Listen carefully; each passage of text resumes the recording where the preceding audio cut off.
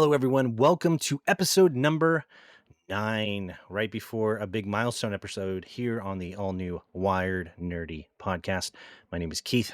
I'm here with Dougie Doug. Doug, Hey, how are hey, you how's it doing? going? How's the week Good. treating you, my friend? Things are going good. These allergies are just getting me.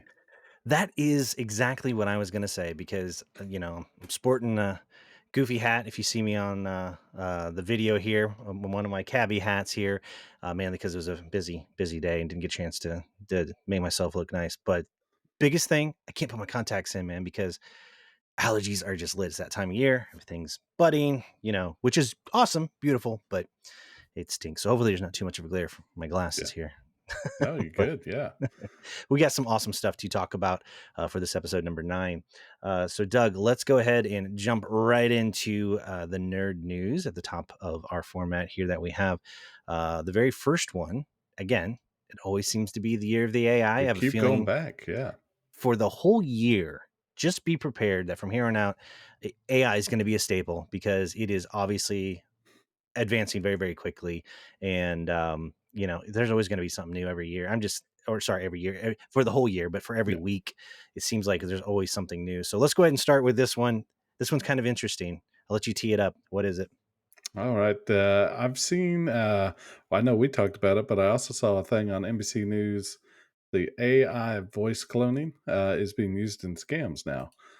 So I That's believe it right. goes back to an old scam of, hey, I'm your grandson. I'm in jail. I need bail money and stuff like that.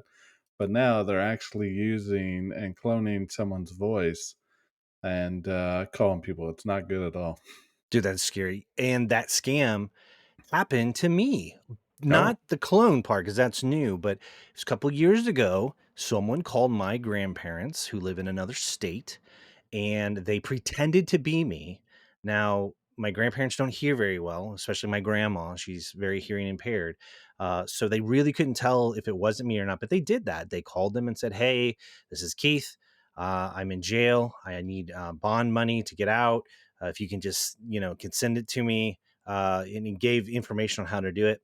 And my grandparents were smart about it because they are skeptics as well. You need to be on this stuff. that's And they good. ended up contacting me to say, "Hey, is this you?" I'm like, "No, it's not me." So it is, you are right, it is an age old one of these scams where they try to capture the elderly. It really sucks. Yeah. But now they're using AI cloning voice. And like, how are they capturing your voice? Like, if they were targeting you, what are they doing to be able to do this? Because I know you saw like some news articles and stuff Yeah. like that and read up on it. So the video I watched, the reporter, they take several of her broadcasts, like 5, 10, 15 different little broadcasts and snippets of words. Some program puts them all together, and then they're able to build a whole language base where they just type out what they want her to say. And I mean, watching the news thing, it's just amazing. It sounded just like her. They actually called one of her friends at the news agency and I think used a credit card or did something. And her friend's like, yeah, yeah. Like she was just talking to her. It was very creepy. Wow, and they use pre-recorded broadcast of her voice to do that. I think in an everyday scenario, that's why you gotta be careful whenever you get scam calls because, one tactic in addition to, like, them demonstrating how it works is if they can just get you on the phone and get you talking, they can capture your voice, and then they Yeah. can run it through one of those language models. But the fact that they were able to do that just from her past broadcast. Now, I knew this technology was being used in film, and it was kind of controversial. I mentioned Anthony Bourdain, who was the chef and also world traveler, who had the show on the Food Network, and quite a few other. I think it Mhm. was Discovery or one of Uh, those. yeah, I One of think which so. one was it? Either way, he passed away, of course, and they did a documentary called Roadrunner, and he had journal entries. And I may have mentioned this before on an earlier podcast, kind of vaguely familiar, but essentially they used that same AI language modeling and they had fed it all of these different episodes of him speaking, narrating. He had a very distinct voice and they ended up using it inside of the documentary. But what they did was he had handwritten journals, stuff that had never been recorded with his voice.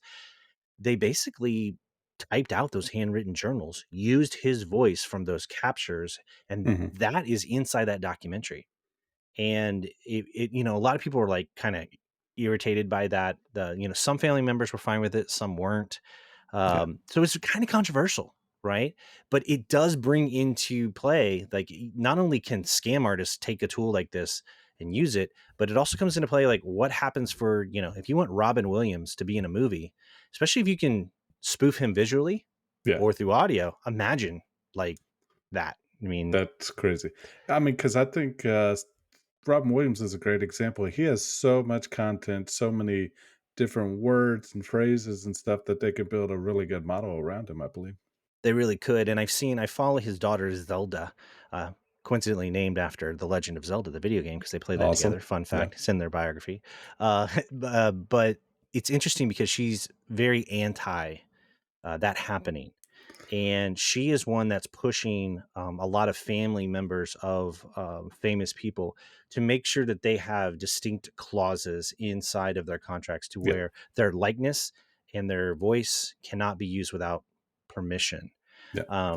And recently, she had even posted, there was an example of, it was fascinating how they did it. It was a combination of what we're talking about right now. It was the AI audio cloning combined with the deep fake face of what Oh, they do. man. And they had this film, they had made it, and they showed the line being delivered by the actress one way. The next time they showed it, and they're like, "This is the rated R version, the original one," and she cussed in the sentence. Then Yeah. they said, "Here's the PG version," and they had changed it, but you couldn't tell. Like, it The was, lip they replaced. flaps and everything. Yeah. No, it was perfect. Then they really blow your mind because it was in English, the original recording. Oh, They man. redid the whole scene, her face and all, Spanish, French. And it just looks natural. Looked like the actress was delivering it in the native Oh, tongue. man. So, I mean, and that's kind of cool, Yeah. if you think about it from an accessibility standpoint. But with these powerful tools, you're always going to get bad actors like this. Think of the crime Yeah. that is, I mean, it's your field. You know how people think. There's always going to be something Oh, yeah. like this.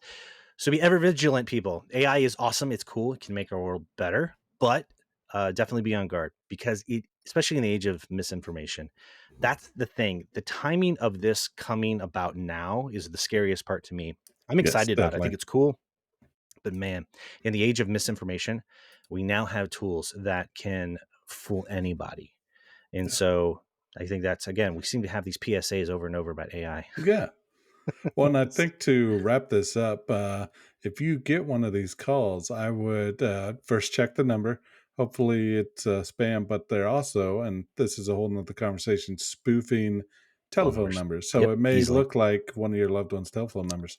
Yep, So, I mean, my tip to the audience coming from law enforcement is to immediately hang up, go to your contacts, and dial the actual person that you're talking about, or dial the jail or whatever that they're saying that they're at, yep. and verify yourself. Don't let them verify it for you. Yep, trust but verify. Two-factor authentication, meaning Yeah. if you have a suspicion, it's going to be okay. That, and if they really are in jail, guess what? They're not going anywhere. No, Call a they're family going to be member, there. verify it. Call the jail. Like, Yeah. don't trust anybody firsthand. That's excellent advice as well. So not only are we going to try to warn you about these things, try to keep you all safe. Absolutely. Yeah. Good tip, Doug. Like it. All right. So what's next up on our list, my friend? All right. Looking the D&D movie release, which I'm pretty excited to see. I think I'll try to grab that this week. Dude, I completely missed that it was released. We did go check out John Wick, which coincidentally is one of our next news Oh, things that we're going to awesome. have. Yeah, let's But talk about that. we saw that. We saw the poster when we went in. I guess it didn't dawn on me that I missed it. I was like, oh, Mhm. cool. I didn't know D&D was coming out. The crazy thing that I've read about it, though, is it is being very well received. It's like a Awesome. sleeper hit. Apparently, they infused, you can kind of tell from the trailer, but they infused tons of comedy. And I honestly think that's kind of refreshing because Yeah. making everything dark, and maybe that's why a lot of these franchises don't make it, is that the tone is wrong. But from what I've read, it's a lot of people of all ages, a lot of families like it, and the tone of it is very lighthearted. So it's actually kind of a sleeper hit family film. Oh, cool. And so, yeah, I've heard nothing but positive things, and a lot of people have been kind of equally surprised by it as well. So I'm going to check it out as well Yeah. after reading what I've read so far. So. So I looked at that, but then I also remembered the, other Dungeons& and Dragons that came out in 2000. I think, Never saw it. Did you see it? Jeremy Irons, Marlon Yep. Wayans, Yep. Jeremy Irons. I had a Irons, little yeah. tongue twister. But yeah, I really enjoyed that movie, kind of the fantasy version. So I it'll never be saw that one. interesting to Was it see if it's the same storyline or not. it was more serious, I It assume. was very Yeah. serious, yeah. I Yeah. don't know This that one it was PG-13, like kid oriented. yeah. So This one definitely you can tell just by the trailer, and it has Chris Pine in it, which I love Chris Pine. yeah, You he's know, great. he's awesome in everything he does. I really enjoyed the Star Trek movies that he did. Mhm. A lot of controversy about that. We'll have a whole Star Trek episode. We're going to talk about that Yeah, at yeah, one point. But I love them. I thought the J.J. Abrams Star Trek movies were great. I thought he was great. yeah, So I'm looking forward to checking it out. So that's yeah. a good one. It's gonna be a So good one. Well, do I you ha wanna dive into I'm gonna John Wick? dive in. I Yeah, already dropped it. John Wick. It was a great movie, by the way. okay. If you haven't seen it, check it out. However, in the news, I found this was kind of funny. Anytime we've watched these John Wick movies, they're my wife's favorite action films. Where we both love action movies, but John Wick is at the kind of top tier for us as far as modern action movies. And I always say to her when we watch these, and I said it again when we watched this fourth one that we had, was you know what? You can tell that they have to use the same stuntman over and over again Mhm. because they always obscure their face somehow. Like they'll have like a generic hat or mask, Yeah, and and you just can't have that many people, especially with the talent of falling downstairs and what they do. And so I always make that joke. It's just got to be like a group of like 10, 15 people that they just cycle over and over again. But this confirms that it was an article that I had read just this week, and it said that Keanu Reeves, who plays John Wick, uh, had given custom T-shirts to all of his stuntmen, and it lists how many times each one of them had died in the movie. uh-huh. That's funny. And so I thought that was kind of a nice little, funny little thing to do. So I thought that was kind of cool. But definitely check that movie out if you get a chance. So Yeah. Now they need to have a T-shirt with the amount of kills that John Wick has. we looked it up. It's on the internet. I I know I'm gonna get the number wrong. Oh, man. It's in the hundreds. Like Here, I'm let not even me gonna look. say. I'm not. You can look it up. I thought because it was in earshot. My wife had looked it up when she was talking to my son, and I swear it was like in the 300s, maybe. But I Oh, don't know. man. So yeah. While you look that up, I want to move on to the next one, which is also a movie. It's more of a kind of a notice. It's the Mario movie release. Um, it has been received okay. It hasn't been performed like massively awesome. I know there's a lot of controversy around Chris Pratt voicing Mario. What is funny about this, though, is that April Fool's recently happened, and his April Fool's joke was that he made the announcement that he's been casted as Mickey Mouse to do the Oh, voice dang. of Mickey Mouse. And so a lot of people got all upset again. It was funny. And he was like, no, no, no, just joking, just kidding. So at least, he can take a hint, he can take a joke. So I thought that was kind of cool. That was our That's other good. next one you had. Did you find the count? Body I count? did. What is it? So this John Wick. website says 439. 439. Isn't it funny that there's people that just sit around and watch these movies and just count? I think that's pretty awesome that someone's spending their time doing it. 128 in the first one, 299 in the for Second? the second one. Yeah, yeah. Yeah. So, phew, man, Just keeps on going. Wow. That's pretty awesome. Maybe higher if they haven't counted four yet since it's only in theaters, but yeah. great movie. Mhm. Next one on our list. This is probably the biggest, at least, news in way of technology slash gaming. E3 Electronic Expo. If you're unfamiliar with that, it is a conference. It was industry specific at one point in time. Almost anybody could go. However, they had retooled it, and mainly you had to be affiliated with the industry. You either had to be a game developer or you had to be a journalist. Now, some people were able to get in. A lot of YouTubers that cover games were able to get in and see it. But it was a conference that was big, and it Yeah. was always held as doing major game announcements. It, of course, like many conferences, stumbled when COVID hit because of mass gatherings and that sort of thing. They did have it last year with marginal showing. Well, they announced this week they will not have E3. It's always in June, July timeframe, usually June. They're not having it this year, but even worse than that, the curators of the event are saying that they don't know if it will ever return. Oh, And man. some of what they cited was the way the industry's changed and the interest in it, meaning that you have all the major players. You have Microsoft, Sony, and Nintendo, all vying to have their own conferences. I know Nintendo are doing these mini, what are called Nintendo Directs, like every quarter, and they're just pre-recorded. things, you know, Yeah. and Microsoft's doing their own thing. Sony does, you know, kind of their own thing. So I think it's kind of putting a bullet in it. So I always wanted to go. I've never had an opportunity to go, but it makes me kind of sad that I may not get a chance to do that.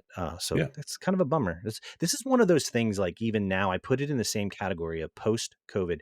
You go to the movie theater now. The last few times I've been to the movie theater, it is dead, and I'm Yeah. talking like on a Friday night, 7 p.m. Dead. The movie theaters are suffering still. I mean, they really are. Yeah. And then now you have these conferences like this are suffering. So I don't know, Doug. What are your thoughts on this? Did you ever want to go to E3? You're not going to get to go now. Apparently, neither am I I. know, dang it. So E3, I've watched it for years. I've read it in all the magazines like Game Pro and Game Informer and all that good stuff. I've really wanted to go, but on your point, I think it might be easier for these companies to host like a keynote or a televised Cheaper. event on their own campuses. Because I Hmm. mean, you're talking about massive game studios that have their own huge campuses, have their own press rooms and auditoriums, so it's probably easier for them not to haul all of their gear, their signage, their equipment, and staff, and just host it on their own. Well, that they But don't you're have to right. share the spotlight, right? You don't Absolutely. have like you're not competing with, oh, I'm Sony. I announced my latest game, Yeah. Or but they then stuck us in a corner of the convention center if no one came yeah, to see us. Yeah. and then the next day, it's my competitor's tournament. It may overshadow me. So Yes. Yeah.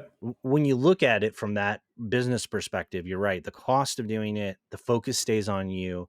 The Hmm. other thing that was cited by the curators of E3 is the timing of game releases, which we know that's been impacted because of COVID as well. And a lot of game developers are trying to hit their stride on getting back into the flow of their release cycles. Yeah. That was the other thing. They said a lot of titles they didn't feel were going to be ready or have been stalled, and thus that would impact the announcement scheduling of E3 and impact the quality of the show. So that's Yeah. another. There's a lot of layers to this, I think, as to why it's not happening. Yeah, and I kind of relate this to we always see huge keynotes by like Apple, Samsung, and Google for their mobile releases and computer releases. I think it kind of coincides with the same thing. Hey, it's on our campus, or hey, it's at the special venue, and it's all about us. It's not about anybody else. It's about us. Yeah, Dude, perfect point. In the tech industry, that is exactly what's happening.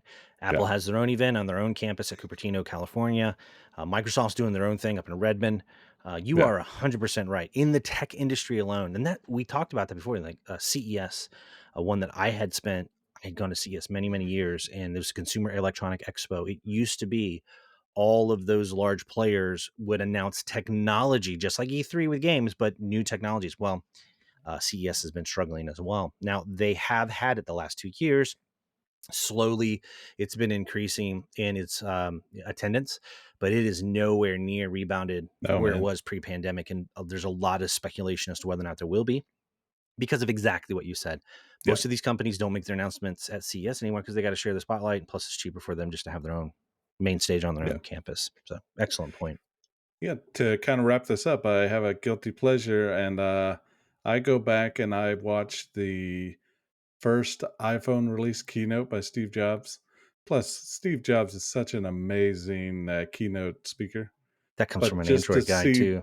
Just I want to point that know, out. yeah, but it was so amazing, and there was some comedy in it. So I go back and I watch that first keynote that kind of changed the entire smartphone industry. It was It did. amazing. That was a point in time. It is fun to go back and look at that because I also, being older, remember the sentiment at that time. Not only one, is it a master's class in Oh public yes, speaking and delivery. The dude is just master marketer he more was than great. anything.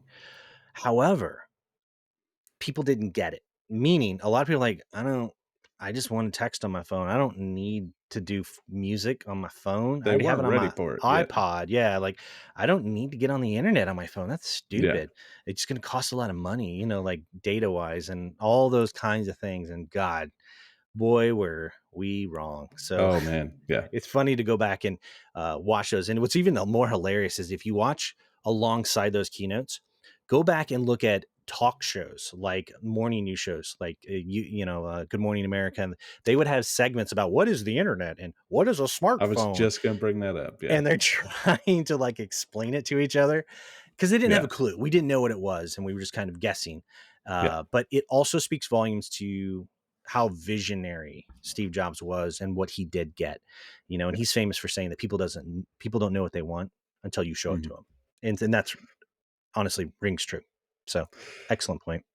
Yeah. So, that is hilarious because I remember a specific video of Katie Couric and a Yeah. bunch of others on Today's Show, Bryant "What is Gumbel was the other guy. email?" and, Yeah. "How do you get an email?" And it's just Yeah. so They kind of make fun of strange it, to see that. Yeah, and they they make do. fun They're of it. like, Like, "This this is isn't gonna dumb. work."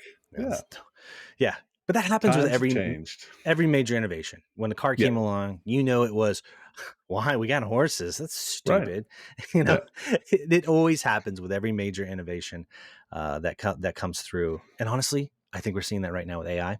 Yeah. I think it's a historic game changer, and we don't understand it right now, and these fundamental We're changes and scared of it, shifts. which is a good thing, I think, to be It is a good cautious. thing. We Yeah. should be. And we'll learn lessons and have to Yeah. probably do regulation just like we did with cars and everything else. So, we're at a very interesting monumental point in time. So, to wrap up our nerd news, that was a pretty decent list that we have here. Yeah. We are now, depending on when you're listening to this, because you can listen to it at any time, of course, but we're entering April. So there are some major game releases in April, believe it or not, as long as their schedules hold. And so far they are. I will make sure in our show notes that I put in there the biggest game releases for April 2023, the most up to Mhm. date, just from a few days ago. So if you're interested in checking them out, if you're a gamer, you can do that. But on that list, what are your top three, Doug, that you're looking forward to for this month? The big ones I saw, and there's so many games, a lot that I haven't heard about, but look interesting. But I'd say the top three, and I got to add one. I just saw it. The top four would be Everspace 2. I never Um, played the. It's on my list. Everspace One is. It's a just the space. screenshots coming Mhm, out of that look it's beautiful. amazing. It's a Yeah. third person sci-fi space shoot 'em up type game. Yep. It's supposed to be really good. I But I I'm have the also first one on my list, so I that's good. I'm glad you call that out because I'm gonna actually add that to my list as well. so I'm a on sucker that, for I'm also space, holding out for Starfield by Bethesda.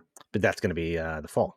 I'm excited. You're I've gonna been mention playing it a lot of every. Call or Fallout 4 this week. You are going to mention it every single episode until the fall, Absolutely. aren't you? We're counting down. Then you guys get to watch how mad he is whenever it gets delayed till like Christmas or next No. year. Which that'll be normal. It will be normal. What else on the Yeah. list are you interested in? Dead Island 2, we've heard so many years of we're making it. It's delayed. We're not making it. But Dead Mhm. Island 2, it's kind of just a fun run around. If Campy. people don't Mhm, know Zombie Slayer, it's really goofy, goofy weapons, mhm. goofy characters. Yep, So it'll open be a world, fun pickup. over the top. It's fun. It's Oh fun. yeah. I played the first one. Yeah. The first one was great. It was a island theme, a lot of Mhm.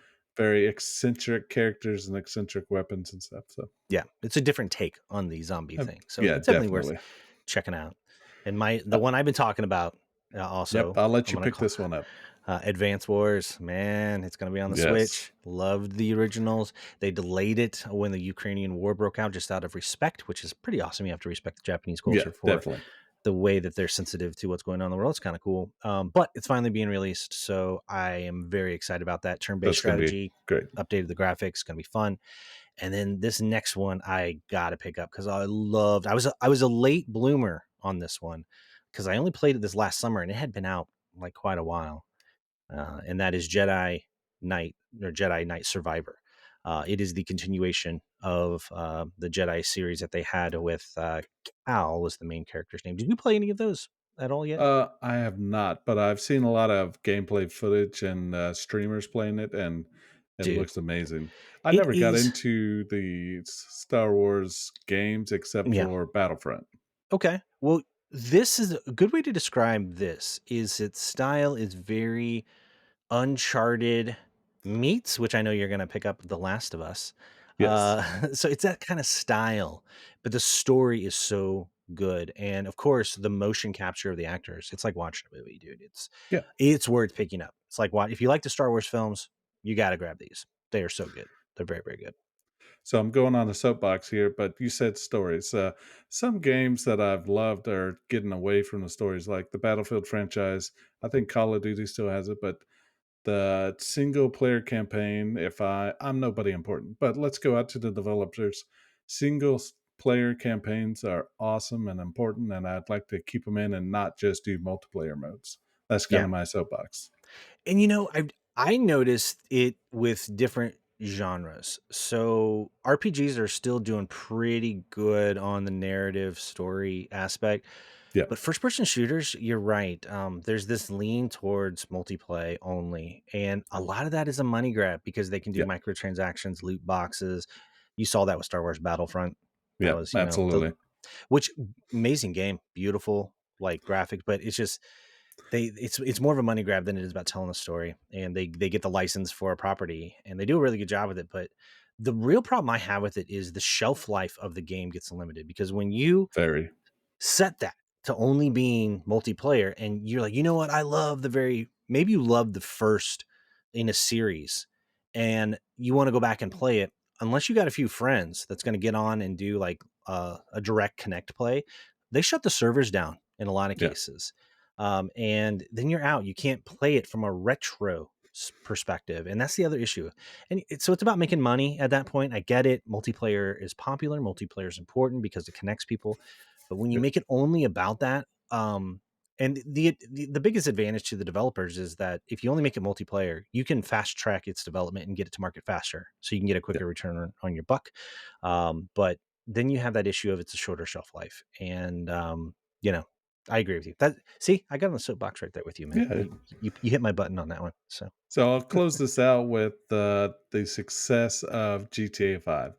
I had to look it up. That came out back in 2013, and I've heard and I've seen that it is still so popular. I mean, the business model and the game model surrounded by Rockstar Studios is awesome. Now that story was amazing, I thought. Really oh, in depth, all really of them are. good voice acting, everything. Hmm. And then their multiplayer releases, like they had DLCs, but you Hmm. didn't have to pay for it. Or just Downloadable they content. kept hitting it, hitting it, hitting it, Yep. and it's still popular. I mean, they've released it back in 2013 for the Hmm. PS3, Xbox 360, and they've jumped 3 generations. They're on the PS5 and the Xbox Series X. So I Yep. mean, talk about a legacy to uphold. Well, and what's interesting about that was they did story first, and a lot of people criticized that there wasn't much online, GTA Online elements to at least the last one that was released, especially. Yeah, And people wanted online play, multiplayer, but they focused on story, and people criticized them for it, and it was very light on it. After the game had been released for a while, Rockstar, the developer, doubled down on development of GTA Online, and it has become its own animal now that yeah, people play all the time. And it's crazy. they try to have lightning strike twice though with their other game, Red Dead Redemption, which is incredible, by the way. It's a western, Yeah, and it is like Grand Theft Auto, but from a story perspective. horses and six Oh, shooters, and oh my gosh, it is yeah, an incredible game. They tried to do the same thing with that, and they released it. Awesome story, people still love it, but they tried to create a Red Dead Redemption Online, and it it just didn't didn't. work. And some of that could have been the theme. GTA is modern. It's in a city. You have all these, Yeah, fast cars and technology and high powered, rifles there's so and much to expand on. yeah, I think with a modern setting. Yeah, exactly. And maybe that's what it was lacking in way of why they didn't get that with Red Dead. But you are yeah, right. Their approach to it was story driven first, and then they dived into the multiplayer, and it really served them well. Now, to kind of transition into our main topic out of the news here is, do you ever think that they'll have a TV or movie franchise IP based off of Grand Theft Auto? I certainly hope not. It's because the thing yeah. about it, Grand Theft Auto tells the stories so well. I don't think it needs. You can't move Oh, it to, cinema, I don't think. It's the story is so well played out in the game that mhm. I think they would waste their time dragging it to the theaters and to the movies. I don't know if Yeah. they can do it better. No. Outside of maybe reaching an audience that doesn't play games, that's the one benefit, right? Yeah. But uh, now I set you up for a trap because we're going to talk Uh-oh. about this is our spoiler warning. We're talking about The Last of Us television show on HBO Max. The Yep. Last of Us. If you have not Spoiler alert. watch this show, spoiler alert, pause the podcast now, come back to it later, go check out our back catalog on all of our major platforms that we distribute on. Check it out. I don't want to ruin this for you because it is a very good show. But we are going to get into some of the nitty gritties on this. And I don't want to ruin it for you. I hate it when Yeah, people ruin stuff. So this is your definitely. warning. Pause it right now. Okay, we're going to jump into it. So, Doug, I set you up a little bit there. Yeah. No, you're Now good. to be fair, you have not played the Last of Us video games at I all, have right? not. Your I've only only exposure watched, is the TV show. Okay. yeah. Because it was a video game first on the PlayStation. And I played the first one. There's two of them, Mhm, video game wise, that has been released.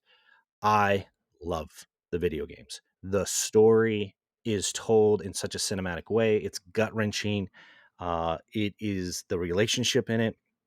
The fundamentals of the story is that the world is in a plague. It's a fungus that takes over people. They're mhm, not like zombies. They turn into what are called cordyceps. They're basically mutated. And the very start of both the game and the show, a man loses his daughter. And then it flash forwards right away. The world's in disarray. People are just trying to survive. And of course, he is still trying to come to terms with the loss of his daughter. He yeah, runs into a girl. She seems to be immune once she gets bit, because most people get bit, they turn into a cordyceps. She seems to be immune for some reason, and he has to protect her and get her across the country in order to get her to be looked at for a yeah. possible cure. That's the same premise in the video game. So that's kind of the setup there. Doug, your first exposure to this show, like I would love just your clear beginner's mind take on it, because I went into it playing the games first. What is your perspective of what did you like about this? What resonated with you? What works? Maybe even what didn't work. Like, what's your overall take on the show, just from a newbie perspective of never knowing any of that stuff that I explained going into it from the video games. Yeah, I mean, what caught my eye was the actors first. I mean, such good, actors, Pedro Pascal, if I'm saying that right, yeah, and then, Bella Ramsey, he's got his whole list of movies. She's from, Game of Thrones, so that dragged me in first, plus everything I've heard about the game itself just being this amazing game. I'd never had the chance to play it, but, I've always wanted to, and I've heard the story is so in depth, the cinematics are great, the gameplay is awesome. So just taking that information, I went into the series. Now to get into that, I mean, how many zombie movies are there out there? Tons. I'm kind of a zombie movie fan. Back to the good old days of, and I could butcher this, but George Romero and Night of the Walking Dead, awesome. Yep. And then the whole Walking Dead franchise. Yep. Great franchise. But then I see, and you said it there, they made a point of these are not zombies. We don't want you to call them zombies. These are the infected, or these are the, um, excuse me, the afflicted with this disease. So that was a Mhm. different take on it. They're not zombies. They're just people with a virus. So that Yep. was really cool. Yep. So it's the same but different. It's a different Yeah. take on the old trope of the world is ending, there's an infection, but the enemies are different in it. They're not just the typical zombies. They have a Yeah. different look and feel to them. Um, and so yeah, it is different. I think, to me, what I really appreciated about the game was the way they told the story about the relationships, specifically between Joel and Ellie, um, because there is this element of this guy is grieving missing his child, and then he encounters this girl, and there's this weird reluctancy to trust again, because he doesn't want to lose this girl again. It'd be like losing his daughter all over again, and that's Yeah. like a focal point throughout the first and second game, for that matter. um, I think the biggest differences, which there are some really good videos out there that take the game and put it side by side, the scenes side by side, and they are word for word. Even the camera shots are the same, because you have to remember that in the Definitely. game, they motion captured everything. And so they filmed it all, and they had camera angles, camera shots, and they put them side by side. And so it does a very good job at paying homage to the game and including even direct dialogue where words haven't been changed. Yeah. So that's kind of cool, because they don't go too far off the trail. Now the pacing, it does go a little faster. I will tell you, they've crammed some elements of the first game and second game into the first season, First series. Okay. which makes me wonder if they're going to get into a Game of Thrones situation. For those of you who don't know, Game of Thrones, the series was so popular, it actually had raced ahead of what George R.R. Martin had written in the novels. And it got to a point where the writers of the show had to basically make stuff up that didn't exist in the original novel set. I'm wondering if that's going to happen with The Last of Us, because they're moving at a much faster clip, much faster Yeah. pace. So that's a fundamental difference on that. Pedro Pascal, if you don't know it, he plays Joel in the series. He is also the actor who is the voice, and he actually does the embodiment of the Mandalorian for the Disney Plus series. So he's Great series. oh, it's a great series. He's really been on fire with his career. I think as Joel, he does an excellent job. He Yeah. really does, and so um, He looks overall, very though, similar to the actor too, or oh the yeah, he person in looks that like him. game. They Yeah. did a great job making him look like him. So overall, the show is really good. There's some interesting side stories that they do that aren't in the game, but they're so well done. Particularly, there's like, I think it's the third episode, if I remember correctly. They really don't even focus on Joel and Ellie at all. They focus on a guy who was a prepper, and the world ends, and it Mhm. shows his perspective, and he falls in love with this other guy who stumbles across his property. None of that's in the game, but why it's done so well is because it really shows how the world is dealing with the fallout of this apocalypse, and it sets the tone for the world that Joel and Ellie live in. Yeah. So they've done a great job walking the line, building that world, and not always just focusing explicitly on the two main characters, which honestly, the game, until you get to the second um, game. The first game only focuses on Joel and Ellie, or you're on one or the other. That's it. The second game has you focusing on some other characters. Doug, I don't want to ruin it for you, but there's No, a you're character good. called Go ahead. Abby. I'm Okay. not going to ruin anything, but there's a character called Abby, and she is bit of a becomes kind of a somewhat of a nemesis to Joel and Ellie to some extent, but she's not necessarily a bad person. She's just natural nemesis, but that's a whole thing. You play as Abby, the nemesis, in the second game. Oh, So, dang. so they do that in the second game. But I thought it was kind of cool that they kind of went with different characters with a TV Yeah. show. So, what are your additional thoughts on Yeah, I mean, this? you said it perfectly, but I've never played the game, but the shot for shot, and I kept seeing it after each episode, after each week, the shot for shot of exactly the same framing, the same words, the same movements, everything was great. So that makes me even more excited to go play the game now after watching the series of I can play the game and like, oh, this was episode 1 or episode 2 or 3. So Yep. that'll be really awesome to follow along. And I'll be interested in seeing your perspective post playing the game Yeah. after seeing the show. And I will warn you, if you do end up playing the second one, I don't know when they're going to port that over to PC because I Mhm. know that's your primary platform. They will at some point, because only the first one's been ported over at this point. But that one will probably have some spoilers in it that I'm sure they'll take. They're not following it exactly, but they're following the beats close enough. It's close enough to the game, and then just a few creative differences there. Now, this is where I'm going to get a little more critical. Okay. So I am not, and this is in no way, because I know there's a lot of controversy if when you read about this, about the actress that they casted as Ellie, who plays the girl. Um, and I'm not making any of those same remarks because I don't agree with them. Like one of them was like when they first announced it, said, "Well, she's not pretty enough or not sexy enough," Yeah. which is dumb because in the game, Ellie is a And that's not the kid. purpose. You Yeah. don't. That's disgusting if you're thinking about it in that terms. That's set that aside. It's stupid, and you shouldn't shame Yeah. people like that. So that's fine. Um, then the other aspect of the way she looks doesn't look the same. But set all that aside. Here's my biggest thing, and it's about the tone, and it's either the way the actress is choosing to deliver Ellie, Mhm. or it is the direction she's given to do this, or it's the script, or it's all three. Oh, The yeah. Ellie in the TV show is delivered in my opinion, a very different way than in the games. In the games, Ellie seems to be a bit sweeter. She's kinder. She has an immediate almost attachment to Joel, and Joel's the reluctant one to take her under the wing to be his Yeah. daughter. But Ellie has this sweetness about her. She's the optimist, where Joel has been beaten down by the world. He hates himself.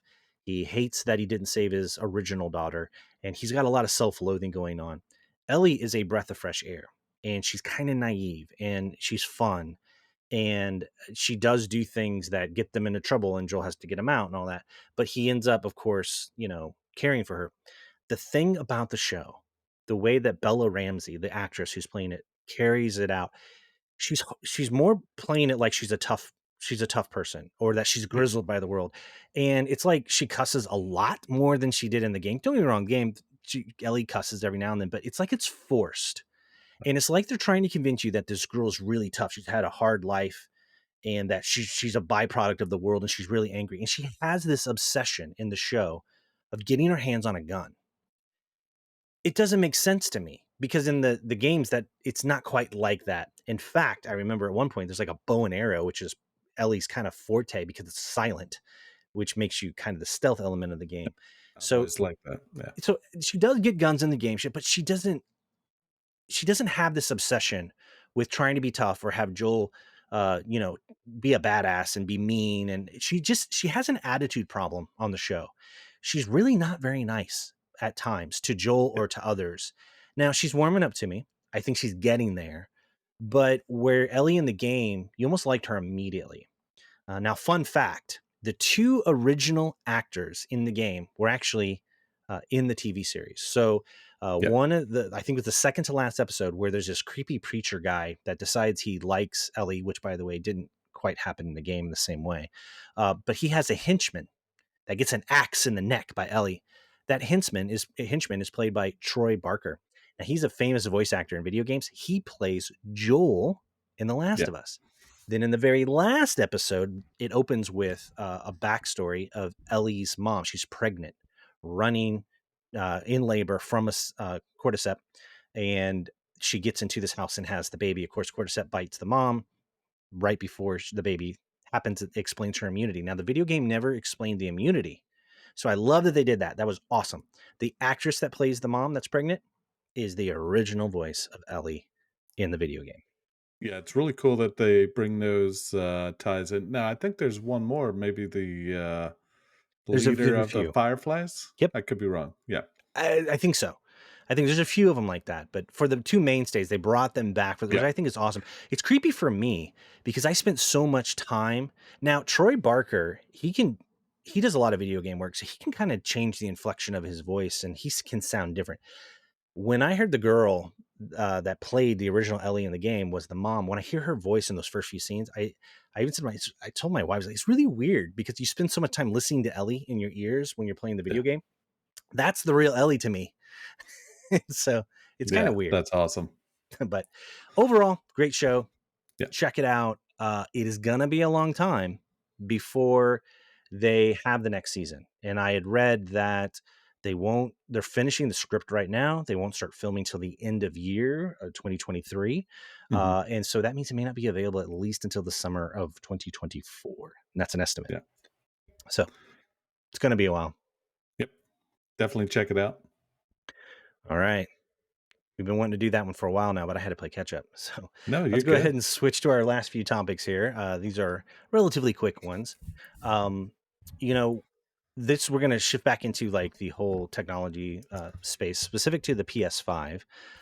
So if you don't know, the PS5 has a set storage when you buy it, like 500 gig as an example.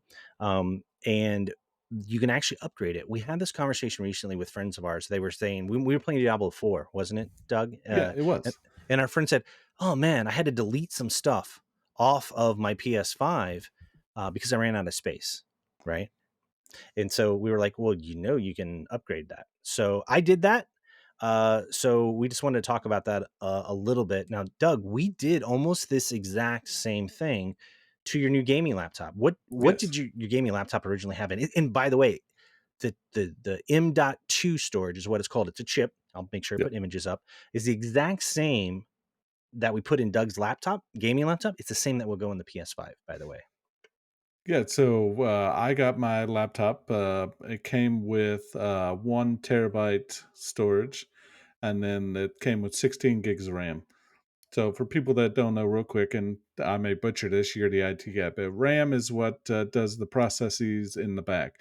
So you have more RAM, you have more power to do processes Yep. and stuff in the back.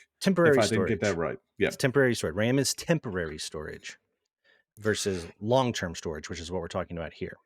So my goal was to get more hard drive space for more games and more files, and then that temporary RAM, temporary storage to run my games faster, a lot Yep. faster. So I bumped this up from 1 terabyte to two, and then from 16 gigs of RAM to 32, I believe. Yep, 32, 32 Yep. gigs. See, and what's interesting about what Doug's pointing out here is that this type of storage is really fast. It's actually very similar to RAM. It's SSD, solid state device or drive, and there's no moving parts. Traditional hard drives were like a record player. They had aluminum magnetic plates in it that would spin in a little arm. And through magnetic um, uh, reading, it would span and actually move across that drive with it spinning. You remember this? You could hear the drive of your computer clicking when it was Yeah. accessing the hard drive, right?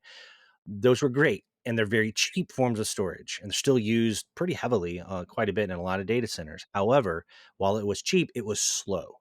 The read and write, uh, pass through on those traditional what we call spinning drives were very slow. So now these SSDs have come along; they've come down in price. Not only do laptops like Doug's and yours that you may have, or your computer may have these SSDs in it, so do game consoles. Now, what's important to note about this, there are different speeds of these, like, and it's the speed when you look at one of these SSDs, it's the read and write rate. The higher you go, the faster it can be, the more money it's going to cost. Now, both with what we did on Doug's laptop and then also with the PlayStation 5, you want to make sure you have a minimum of what would be 5,000 megabytes per second of read and write speed. Now, I'll put a link in there of the best ones that you can use both for your computer, your gaming laptop, or even for your PlayStation 5 because you can use them interchangeably. But the you'll see this M.2 and there's a number after it. The one that both was in Doug's gaming laptop and most likely even for your PC is going to be what's called a 2280. Now you'll see that number. All that is how long the chip is. The chip can be this long, a 2280, or it can be a 2230. It can be a short one. And coincidentally, the Xbox uses the short one. Now, Microsoft did something different. This is what's fascinating about this. Microsoft, I'll make sure I put a picture up, they put a port on the back of the Xbox. They made it super easy where it looks like a thumb drive and you can plug it in. Now, it is a M.2, like 2230, so it's shorter. And that's what I put in my Steam Deck. And I did like, 2 gig or something like that in my Steam Deck. That's awesome. The real kicker, though, that Microsoft did, where I'm going to throw some shade at them, it is proprietary. They didn't do standard USB. That is a proprietary plug. They basically took the M.2 drive, put it in a plastic housing with a proprietary only to them type connector, which is like a form of what's called SATA, but it's their own. It's just for them, and you plug in the back. Now, they made it cake. They made it easy. I'll give them credit. It's turnkey. You don't have to be technical. However, they really kind of shot themselves in the foot because it's expensive. If you go to look at the price of putting 2 to 4 terabytes in a PlayStation 5 or in your gaming laptop or your computer, it's going to be dramatically cheaper than if you were to do what Microsoft had you do on the Xbox, which is only for the Xbox. So it's pretty easy to do on mine. And I'll have pictures up.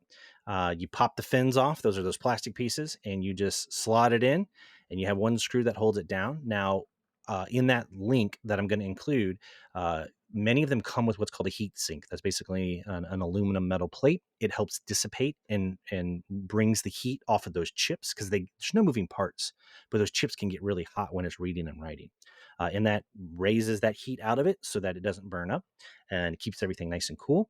It was the same on Doug's laptop. Same Yeah. process. Same process. And it's really easy. You just slot it in, put it in. It was really, really easy. The cool thing about Sony, they not only put step by step instructions on their website on how to do it, but they even gave you the PlayStation operating system, like the raw image. Oh, man. And what you do is when you put the drive in, because this is the internal drive, it's important to know with the both Xbox and PlayStation, you could just get a USB thumb drive and plug it in the back. What the downside of that is it's not as fast as the internal. And with the graphics and the way they are, you want it to be as fast as possible for performance. But they gave you instructions, and you can reinstall the PlayStation operating system fresh, and then just from the cloud grabs all your games, pulls them down, remembers all your game settings. It literally probably took me an hour to do, if That's that. awesome. I'd say maybe 10 minutes. Now, one thing I did Yeah. do, I replaced my fins. The PlayStation has white fins for like, I think it was like 10, $15. I got black fins, and it has a Oh. cool cutout for where the fan is, so I get better air cooling. So, some really cool tips on what you can do there with that. Yeah, and, for people considering Xbox versus PlayStation, this might be a game changer of, expandable storage, a lot easier and a lot cheaper in the future.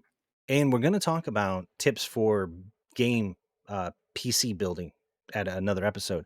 But one thing I will note, the same type of SSDs that we're talking about here for PlayStation, uh, my most recent build, I went completely no spinning drives at all.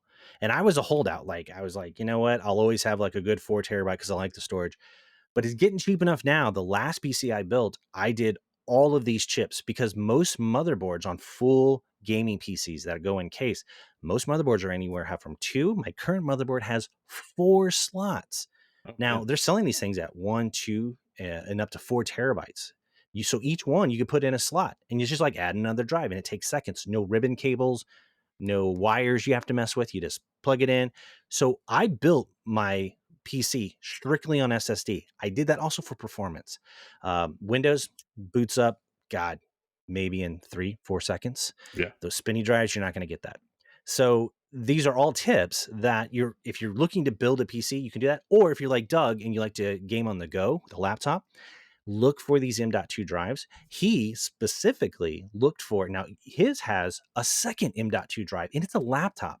So we upgraded what was the one? What did it come with originally? How many gigs? 1 terabyte. 1 TB.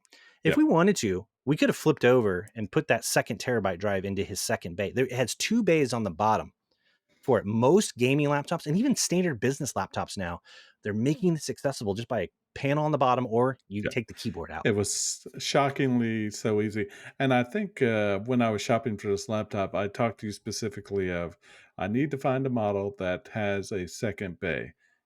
The And you first did. bay. And, this is, probably a longer conversation, but I think with the hard drive, you have to switch all your operating system, and that's kind of a process.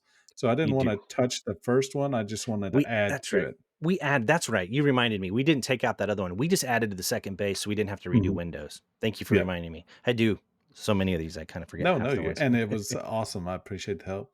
Yeah, So, because what's nice about that is adding in that second bay, it just sees it as a second drive, and it gives another drive letter if it's running Windows.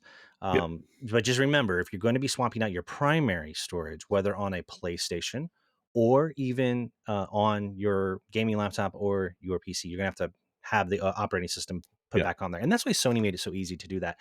Now, I'm not saying you can't upgrade the internal storage on an Xbox. Okay, I'm not saying that. I haven't looked into it. I'm sure there's probably a way, but their intended path that Microsoft had set out was for you to use that proprietary port in the back. And to be fair, they wanted to make it easy. They didn't want you to have to worry about opening up the case because that worries a lot of people. I've had a lot of people say when I did it to my Steam Deck, the Steam Deck only comes in, 64 gig, 256 gig, 500 gig. That ain't enough. So, no, I think I put like a 2 TB inside of mine. If a lot of people are nervous about that. But again, Valve, who makes the Steam Deck, puts instructions on how to do that. So it's cool that these companies are encouraging you to do it, like, with what we did with your laptop. And that's why they added the second bay. yeah, So, it is probably, I would say, hands down. A lot of people say, oh, my computer's slower. If you have one of these bays, if you want a performance increase, get one of these, especially with the fast rewrite rate. It is biggest bang for your buck, best performance you can do, even over, I would say, your CPU or even RAM upgrade. yeah. All right. Alright, Last uh, topic. you got it. So I've mentioned the Steam Deck. And I tell you what, this little device has been a really good hobbyist device. So I first started like, you know what, I'm just gonna put all my ROMs on it. We talked about that in a prior episode. So I'm playing old retro games, you know, Super Nintendo, Nintendo, Genesis, Sega CD, GameCube, all that fun stuff. Yeah, I I'm did pretty all jelly that. over here. Well, it's really cool what you can do with them because it isn't a one use device, single use. Yes, you can take your gaming on the go, but you can do all these little hobby things with it. And I did that by putting in a little memory micro SD card into it. I put all my ROMs on that. Then, as I said just a moment ago, I upgraded the internal storage for the faster, more high profile games to make it bigger, more storage space for more games on the go. But then the next thing that I did was they only sell it in black. Well, I never really was big into vinyl wrapping. I'm not sure if you've done any of that with any of like your electronics or not, No, I haven't. but I did with my iPad on a whim because I had a friend of mine who he was really big into vinyl. He wrapped vinyl wrapped everything, and they have really cool designs. And I did it on my iPad twice. And when I sold my iPad, I peeled the vinyl wrapping off, and it was pristine. It Oh, basically I saves bet. it from scratches, right? I mean, you put a phone case on, it can do the same thing, but I didn't want Yeah. to bulk up my iPad, so I put a skin on it, and there were no scratches on it. And I was like, maybe there's something to this. So I actually skinned my Steam Deck. Oh, Yep, awesome. and I went with the Now, PlayStation 1, yeah, I was gonna ask what retro you went theme. with. Yeah, Yeah. I wanted to look like a PlayStation 1, mainly because, you know, I do mainly old games on it, and I thought, "Let's just keep with the retro theme." So it went really, really well. I have images up here. I will say it was the hardest thing I've you know, I've done wraps on a couple of iPads up to this point, and even I think I did it on, like, one phone once. Uh, this was way harder, and it's because it's rounded edges. It's not perfect. You can't I don't know if you can see it in the photos or not, but like on the hilts where the handles are, there's some wrinkles. I did use they recommended part of it use a hair dryer. That's my tip, which they'll tell you to do that anyway. But you really want that hair dryer to get the vinyl really pliable. And then if you take a microfiber cloth, something like if you're watching the video I have here, I'm holding up here, something that's a microfiber, like what you would clean your glasses with, because when it gets hot, when that vinyl gets hot, you can put delaminations in it very easy. Like if you put your nail in it, it'll put a permanent Oh, mark man. in it. Yeah. So if you use a microfiber cloth and then your thumb and rub over it, you can smooth out almost all the wrinkles. You won't be able to get all of them on rounded corners. So don't expect it to be perfect. It was driving me nuts. My perfectionism kicked in. But I think it turned out really, really well. So someday when you get one, Doug, you can pick what you want yours to be and I'll help you put it on. Absolutely. But I'll have to have Yeah, I'm like, looking at the pictures you sent me, and they look great. I mean, the classic, gray console color is just awesome. oh man, I love it. It looks like you did a really good job on it. It turned out well. Like I said, if you see it in person, there's some parts that are kind of like, eh. But I remind myself, I put the skin on it to protect it from the scratches. It doesn't Yeah. have to be perfect, Keith, and it plays great. So that's all that matters. It's more about protection, and then the look of it is kind of a secondary. Oh, yeah, Yeah, absolutely. yeah. There's different brands. The biggest, probably the best brand is D brand. My big thing on those is that they're probably the best, but they have a lot of generic, like just colors or carbon fiber, very Mhm. generic. I went with a brand called Lux, Lux, and the reason why is they had some pretty cool, like the PlayStation One. They had a Nintendo, a Super Nintendo one. They had more themed skins that you could put over it. And so I went with them, and it was good. I actually followed a D brand video to do it though, because D brand had great videos. I will note that when you go to look at these videos, it's kind of ironic. They always use a black skin wrap for their demonstration. Why? So you can't see the wrinkles. They can put it on real nice and fast, and Oh, they make it look easy, you know, they yeah. make it's not easy. It took me about an hour to do, but that's because I was painstakingly trying to get it lined up perfectly. And even when they do the cut, I'm not so sure sometimes that the cut is even exactly, you know, matching the system. I had that with my iPad as well. But you know, and I did that. I even had on my iPad, I put a skin on the case. I don't know if you can see it. My green screen's kicking in there, but you can see it has Oh, an yeah. Apple logo on it. See that? Mhm. That's because I wanted to protect the case because it's kind of a soft shell type case. And then for the actual iPad itself, because you know, again, I don't. You can kind of see it there. That's a skin, and my green screen keeps interfering with it. But I did that because I just wanted to, I like having it super thin and I don't want to bulk it up with a case. And that kind of took that same attitude when it came to, the Steam Deck itself. So, Yep. See, you've messed me up again already. I'm looking at the Lux website, and well, oh, dude, there's some really good ones there's for so many phones. great designs. I Yeah. had one friend of mine. He put a wrap on his AirPods. Now, AirPods are great devices, by the way, Oh but they're yeah. so basic and boring. They're just white. But Hmm. he told me it was so hard to wrap because it's small and it's rounded. Anything that's rounded, it's hard to wrap and get it just right. I know it drives me nuts. My Apple Pencil, this very tip, you can't see. This actually had a cover. I took it off because it kept coming off. This rounded piece drove me nuts to try to get the wrap on it. So, you have to put some Enya on, burn some, incense candles, like maybe meditate. I tell my wife, I had to put these wraps on. I have to be in the like most You got zen to be in the state, zone. Yes. not stressed, can't be thinking about work or No drama. cats, no dogs, no No, like wives. you just, Yeah. and I no joke, I literally turned on like some really chill, calm music while I was doing this. And Yeah. because, oh my gosh, it's so easy to mess up. And the wraps aren't cheap. I mean, they run anywhere from 20, some are 40 if you go up to D brand dollars. And Yeah. when you're peeling that off of that, it's like a 3M material, that vinyl, you're peeling that off and then it starts sticking. It's kind of like duct tape when it gets, it's like, then you're just thinking, oh my God, I just Yeah. wasted 20 to $40. Now, I can't relate to skins on video games or anything like that, but the screen protector days of the cell phones, they've got the glass good enough now with the Gorilla Invictus and all that. Mhm. But I used to rock a screen protector on every single phone I had, and you get one corner off, and then it looks Well, terrible for the do whole you time. do a screen protector now? You said you don't? No. So, kind of listening to the reviews and everybody on YouTube of this glass, you almost have to like hit it with a hammer to break it. So, Yeah, and they can if you can, if you hit a phone, especially like on like right on the corner of something I that's like think some that's really yeah. hard tile or concrete. So, I mine's don't in a case, so see mine. I don't put a glass protector in on mine either. But I baby my electronics as it is I try now. not to drop mine. I try to baby. Now my family members, they all do glass protecting.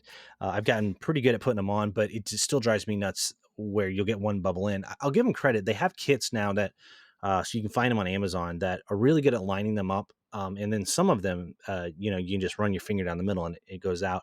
The hardest part is when you're in an environment where there's a lot of dust or pet hair, stuff gets under that. In the few seconds of peeling off that film and putting it on there, it's amazing how one piece of dust can get under there and then creates a bubble. And then somebody like me, it just drives me insane. I can't stand Yeah. it. So that's part of the reason why I don't use one. I also think it dulls the color a little bit.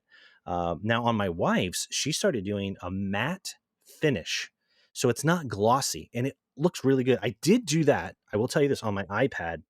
That's a whole other episode, but I did a matte finish. You can see that, but this is called a paper like. Uh, Oh, yeah. I was looking at e-inks for a long time because I wanted to do a lot of note taking. And there's certain e-inks technologies. They're black and white only. There's one called the Remarkable. The newest Kindle Scribe does it too. But what it does is it's supposed to simulate paper because it's a rougher texture, but it's only black and white. And I was really close to pulling the trigger on one of those because I'm a big note taker. I'm a writer.